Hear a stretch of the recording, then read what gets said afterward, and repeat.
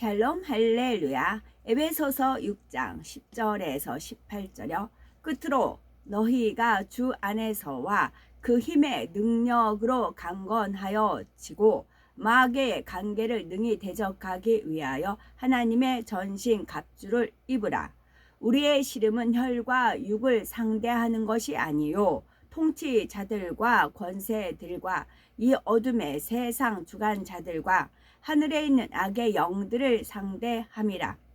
그러므로 하나님의 전신 갑주를 취하라. 이는 악한 날에 너희를 능히 대적하고 모든 일을 행한 후에 서기 위함이라.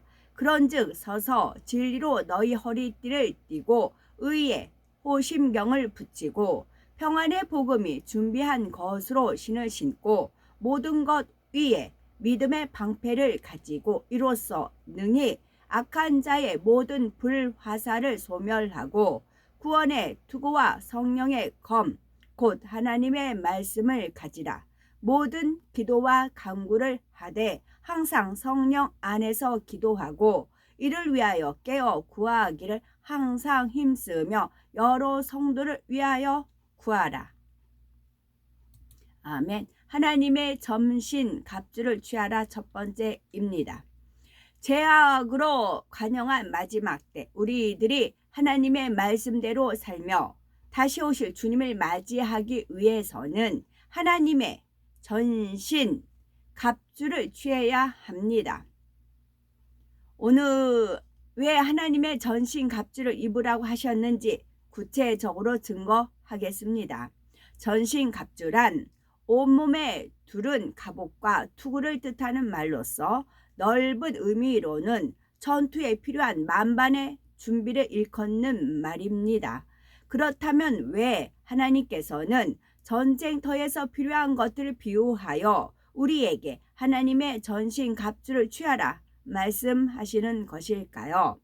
우리가 사는 이 세상이 영적 전쟁터이며 이 싸움에 승리하기 위해서는 반드시 전신 갑주를 취해야 하기 때문입니다. 세월이 흐를수록 세상이 악해지고 있다는 사실은 누구나 동감할 것입니다. 누가복음 18장 8절에 인자가 올 때에 세상에서 믿음을 보겠느냐 하신 말씀처럼 믿음을 찾아보기 힘든 세상이 되었습니다.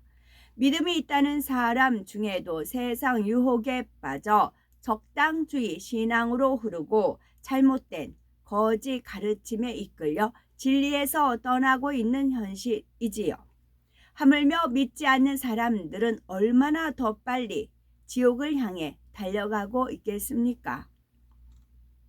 그러니 우리는 온전히 하나님의 전신 갑주를 입고 권능을 힘입어 죽어가는 많은 영혼을 살려야 하지요.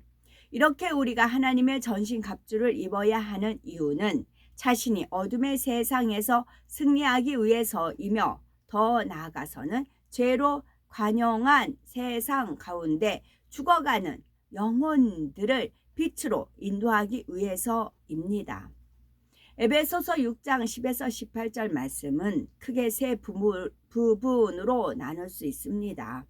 10에서 12절은 왜 하나님의 전신 갑주를 입어야 하며 우리가 씨름할 대상이 누구인지, 13에서 17절은 전신 갑주를 하나하나 취해 나가는 단계로서 각각에 대해 설명합니다.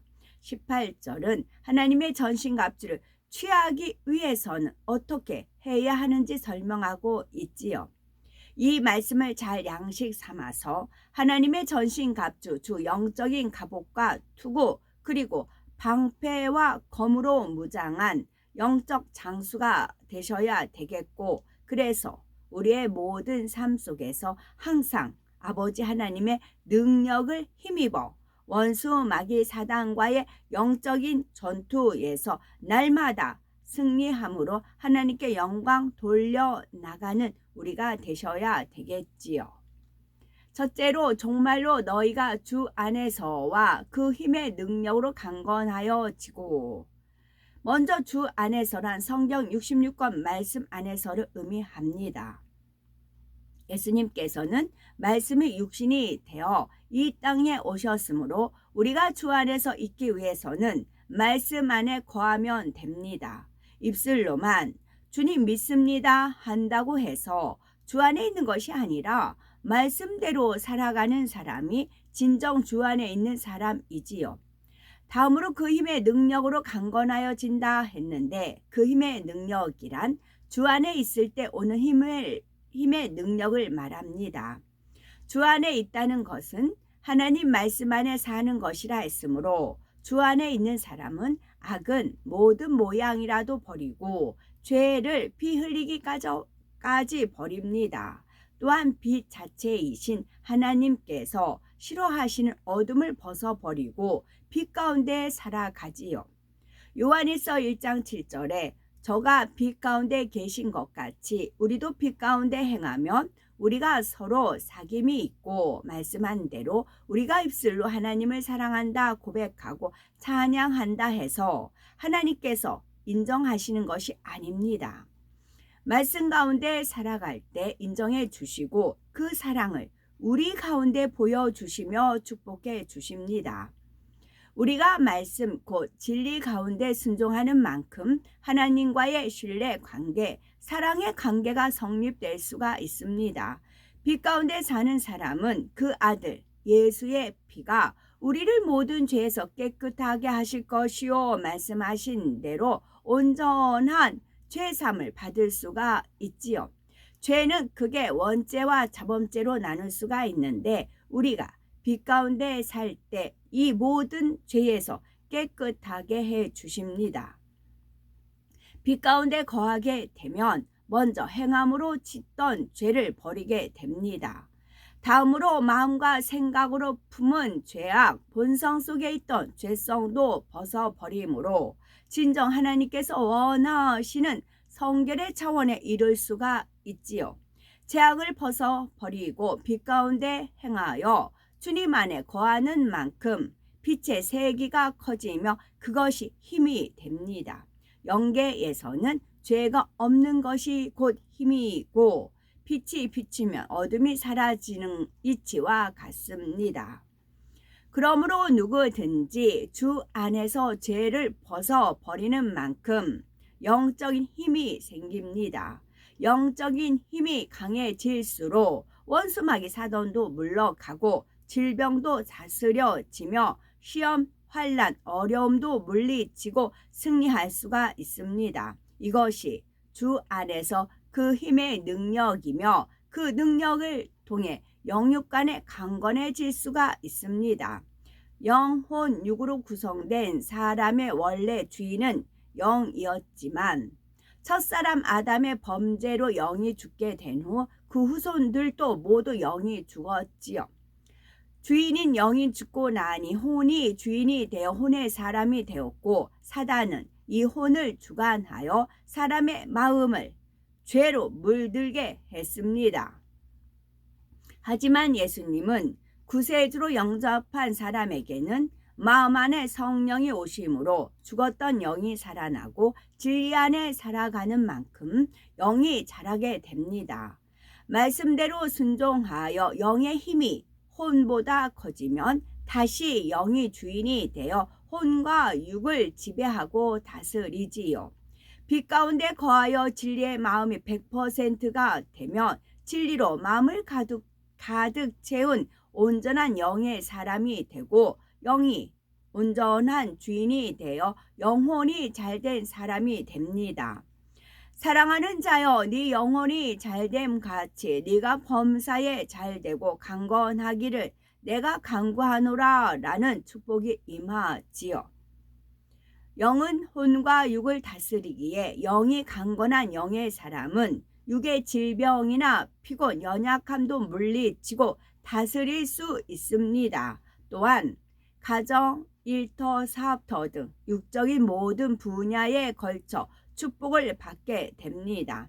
하나님의 말씀을 묵상하고 말씀대로 지켜 행함으로 주 안에 거한다면 하나님께서는 영육 간에 강건케 하시고 우리의 길을 평탄하고 형통케 하실 것입니다.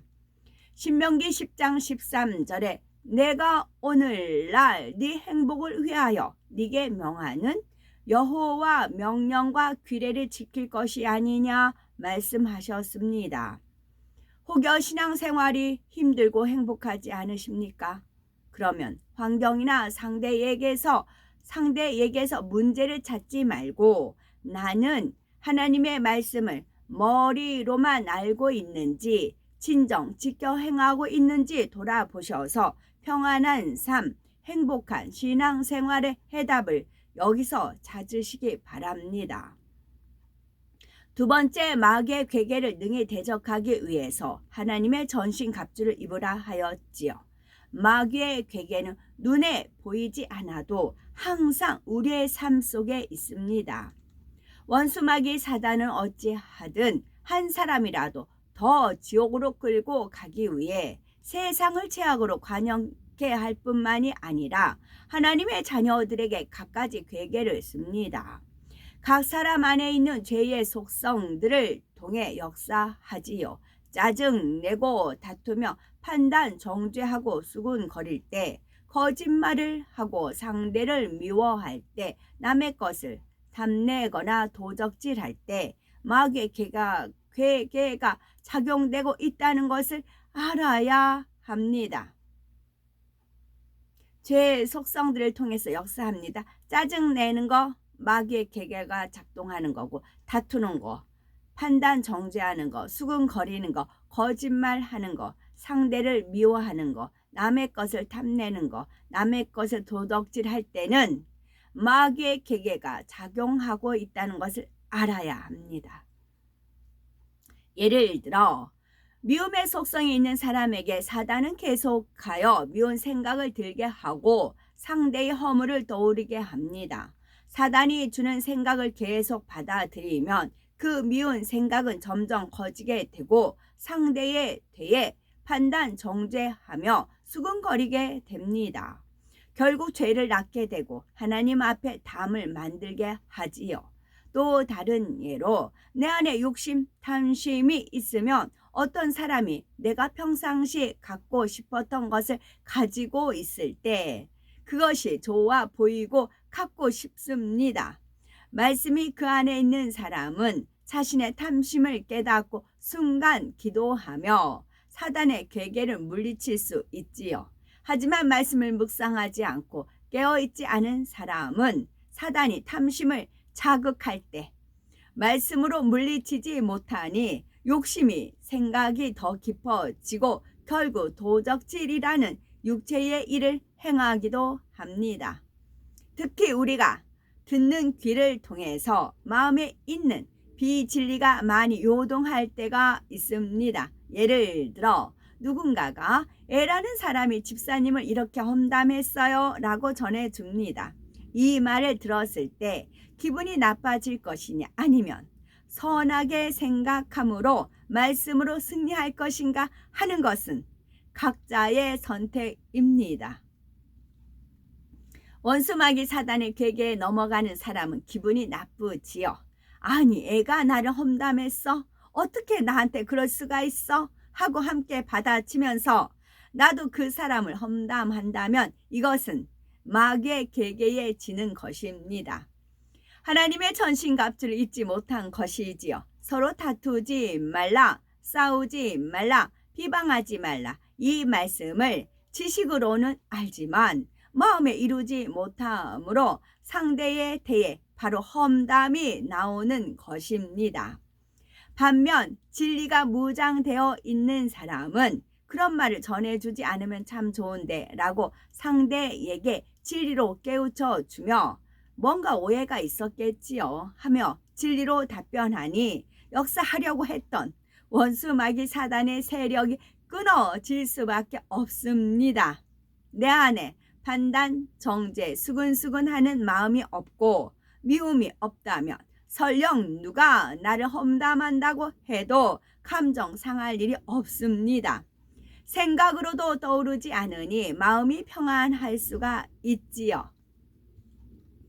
아직 우리가 변화되는 과정에 있기에 온전히 말씀으로 무장되어 있지 못해도 내주하시는 성령의 도움으로 마귀를 대적하여 승리할 수가 있습니다.